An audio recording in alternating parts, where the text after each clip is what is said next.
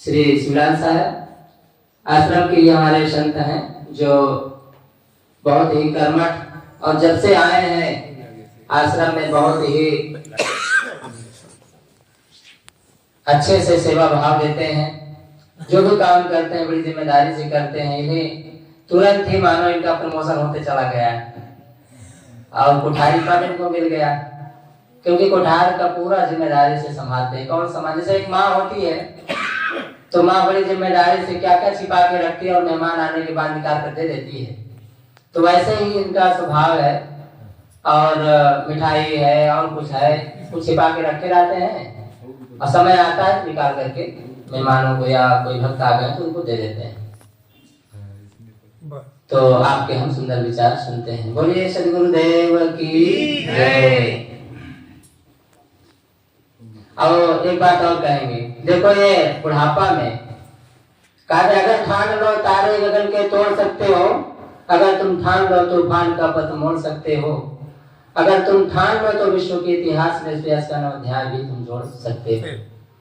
इन्होंने ठाना और इस उम्र में भी पढ़ के माने अब पढ़ने लगे, जाने पढ़ना नहीं जानते थे लेकिन का अंगा इन्होंने शुरुआत किया और आज भजन पढ़ते हैं और पढ़ करके उसी में से याद कर लेते हैं।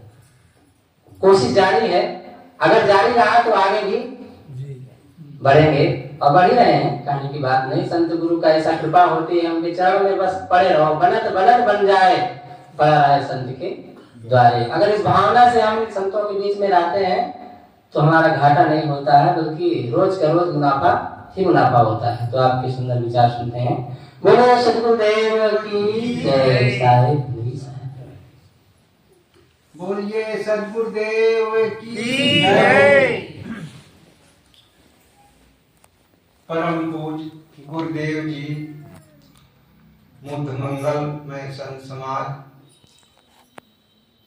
भक्त प्रेमी सज्जनों, माता बहनों, नन्हे मुन्ने बच्चों, साहिब जी के आज्ञा आदेश पालन भजन एक सुना रहा हूँ थोड़ा आपके बीच में।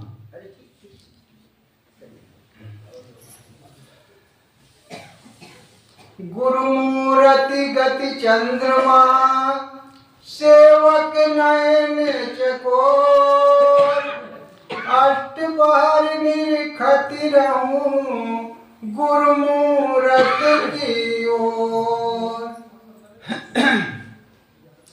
भाव से तारक